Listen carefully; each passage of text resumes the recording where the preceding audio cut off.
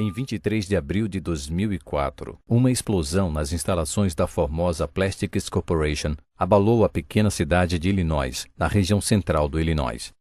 5 operários morreram, inclusive um marido e sua esposa. 3 outros ficaram gravemente feridos. As autoridades evacuaram aproximadamente 150 residentes da região. O acidente trouxe graves consequências econômicas para a comunidade vizinha, já que a fábrica não foi mais reaberta.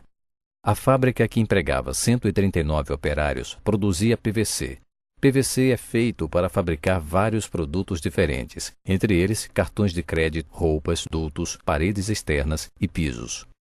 A Borden Chemical construiu a fábrica em 1965 e a Formosa comprou a fábrica em 2002, 2 anos antes do acidente. A CSB investigou o acidente e emitiu um relatório com sugestões e recomendações.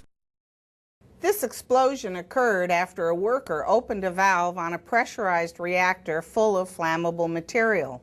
It might be tempting to simply blame the tragedy on human error. However, as is often the case, the root causes were much deeper. The CSB investigation revealed that better operating practices and equipment design could have reduced the chances of human error that had such catastrophic consequences. The CSB used physical evidence, documents, and the testimony of the few surviving witnesses to reconstruct the accident. The following computer simulation shows how events likely unfolded. A fábrica Formosa fabricava policloreto de vinila, ou PVC, em 24 grandes recipientes, chamados reatores. Eles ficavam dispostos em grupos de 4. Dentro de cada reator, milhares de libras de cloreto de vinila, altamente inflamável e tóxico, reagiam sob calor e pressão para formar o PVC. Um operador controlava o processo através de um painel no nível superior. Quando o processo era terminado, um segundo operador descia as escadas e abria válvulas nos dutos do reator para transferir o produto para fora. Após o término da transferência, um operário novamente no nível superior limpava o interior do reator através de um jato de água de alta pressão. O operário ia então para o nível abaixo e abria a válvula do fundo do reator, assim como a válvula de drenagem do reator. A água escorria então para o solo, para um dreno. Na noite do acidente, um operário começou a limpar o reator 306 com um jato de água. Então ele desceu para retirar a água de dentro do reator que ele havia limpado. Mas ele cometeu um erro grave. A CSB concluiu que, em vez de virar à esquerda da escada para chegar ao reator 306, o operário virou à direita, indo para um grupo diferente de reatores, e se aproximou do reator 310. Mas o reator 310 não estava em processo de limpeza. Ele estava pressurizado e aquecido, e no meio do ciclo para a fabricação de PVC. O operário acionou os computadores para abrir a válvula do fundo do reator e a válvula de drenagem.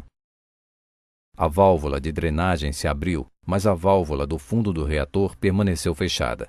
Uma trava no interior bloqueia o fornecimento de ar para o atuador das válvulas.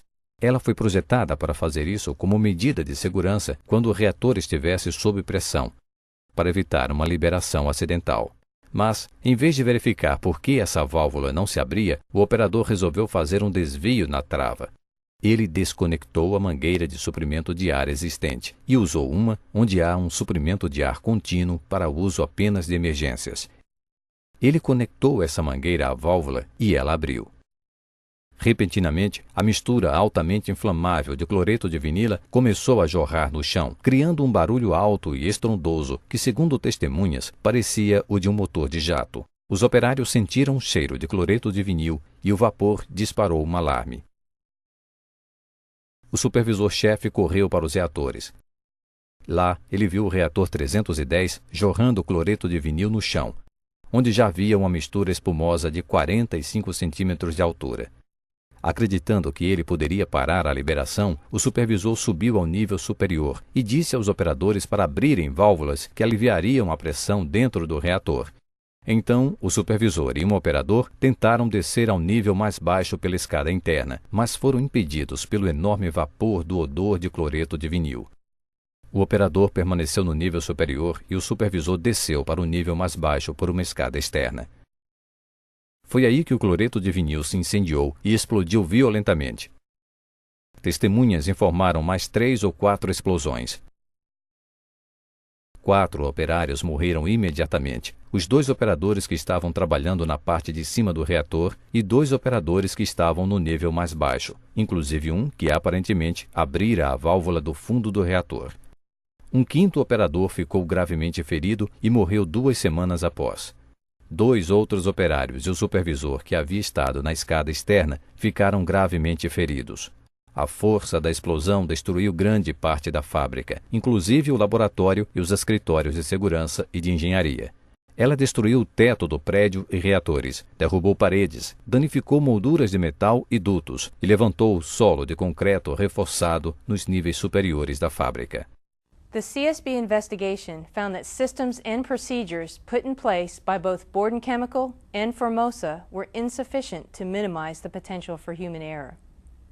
Formosa did not adequately train and drill its employees to immediately evacuate in the case of a major release of hazardous chemicals. Such an evacuation would have saved lives. Uma forma de se minimizar falhas humanas, segundo a CSB, teria sido a instalação de travas adicionais e outros dispositivos para impedir a abertura de válvulas essenciais quando o reator estivesse sob pressão. Ter anulado a única trava de segurança foi extremamente fácil de se fazer, simplesmente conectando a mangueira de ar de emergência que estava pendurada próxima. Embora os reatores estivessem claramente identificados por números, eles estavam agrupados em grupos similares de conjuntos de 4, aumentando o risco de que o operador pudesse se dirigir para o reator errado. Não havia medidores indicadores ou luzes de aviso para avisar aos operadores do nível inferior que o reator estava processando cloreto de vinil. Os operadores não portavam rádios e não havia um intercom, e por isso eles não puderam verificar rapidamente a situação do reator com os operadores no controle, na parte superior. Em 1992, a Borden Chemical, a proprietária anterior da fábrica de Illinois, realizou uma análise de riscos de processo que declarou que a trava na válvula do fundo do reator estava suscetível a uso inadequado. Salvaguardas adicionais foram recomendadas, mas jamais adotadas. Outra análise de riscos, em 1999, igualmente detectou que poderia haver graves consequências se alguém abrisse a válvula do fundo de um reator em operação. Porém, a análise concluiu erroneamente que a trava de segurança existente seria suficiente para evitar um acidente grave. Companies need to thoroughly investigate near-miss incidents to uncover any underlying trends or safety weaknesses. Formosa experienced several previous reactor incidents that, taken together, could have pointed to the potential for catastrophic consequences from human errors. Em 2003, um reator da fábrica de PVC Formosa Plastics, em Baton Rouge, Louisiana, abriu a válvula do fundo do reator errado, liberando 3.600 libras de cloreto de vinil para a atmosfera.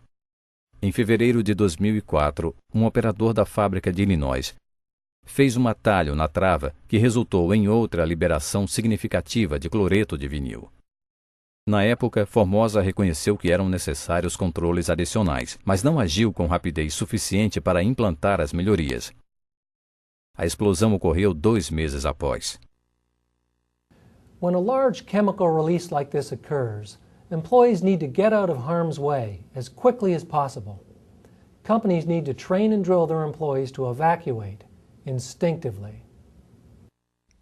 Neste caso, 2 operadores ficaram no nível superior, tentando em vão diminuir a liberação. Eles e outros que permaneceram na área e morreram na explosão. Suas vidas teriam sido salvas se tivessem evacuado imediatamente. The CSB identified many ways that the companies involved could have avoided this tragedy.